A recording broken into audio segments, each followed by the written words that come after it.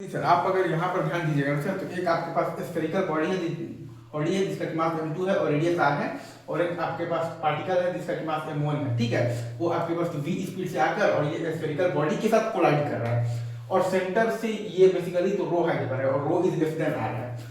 तो अब अगर हम लोग यहाँ पर m1 और m2 इन दोनों को एक सिस्टम मान लेंगे, तो पूरे सिस्टम पर अगर आप देखिएगा तो कॉमन नॉर्मल के अलोंग कोई भी एक्सटर्नल इंपल्सिव फोर्स नहीं है। मतलब कि m1 और m2 के सिस्टम पर कॉमन नॉर्मल के अलोंग कोई भी एक्सटर्नल इंपल्सिव फोर्स नहीं है। m1 और m2 के सिस्टम पर कॉमन नॉर्मल के अलोंग कोई भी एक्सटर्नल इंपल्सिव फोर्स नहीं है।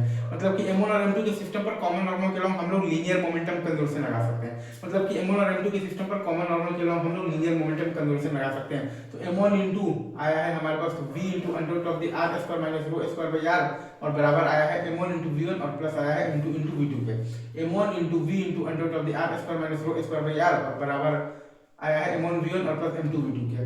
और दूसरा हम लोग ये जानते हैं कि हम लोग बेसिकली यहाँ पर कॉमन नॉर्मल के लॉन्ग ई का इक्वेशन लिखते हैं velocity of the separation by velocity of the approach. हम लोग यहाँ पर कॉमन नॉर्मल के लॉन्ग ई का इक्वेशन लिखते हैं velocity of the separation by velocity of the approach. तो ई इंटू आया है बेसिकली हमारे पास v into under root of the r square minus आया है रो स्क्वायर बाई r बराबर v2 माइनस v1।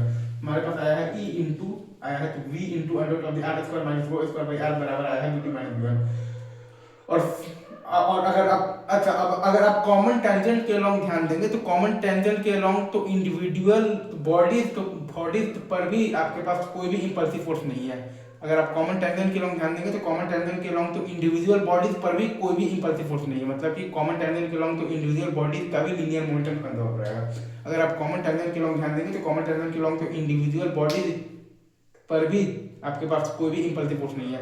मतलब कि कॉमन टेंजेंट्स के अलोंग तो इंडिविजुअल बॉडीज का भी लीनियर मोमेंटम आपके पास कंजर्व रहेगा।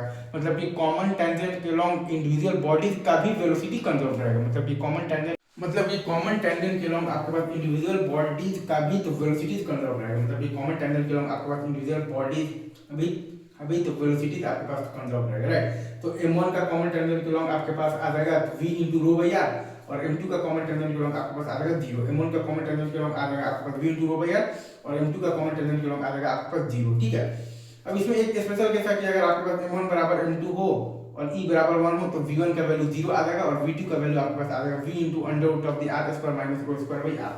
ये तो खैर आप देख ही लेंगे।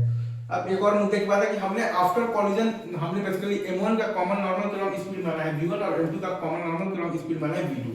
हमने आफ्टर कॉलिजन m1 का कॉमन नॉर्मल के अलोंग स्पीड माना है v1 और m2 का कॉमन नॉर्मल के अलोंग स्पीड माना है v2। ठीक है, और कॉमन टेंजेंट के अलोंग तो आपका बेसिकली तो m1 का अगर आप देखिएगा तो कॉमन टेंजेंट के अलोंग तो कोलिजन से पहले और कोलिजन के बाद आपके पास v into rho by r है, और m2 का भी कॉमन टेंजेंट के अलोंग अगर आप देखिएगा तो कोलिजन से पहले और कोलिजन के बाद आपके पास 0 ही है। ठीक है, आगे बढ़े।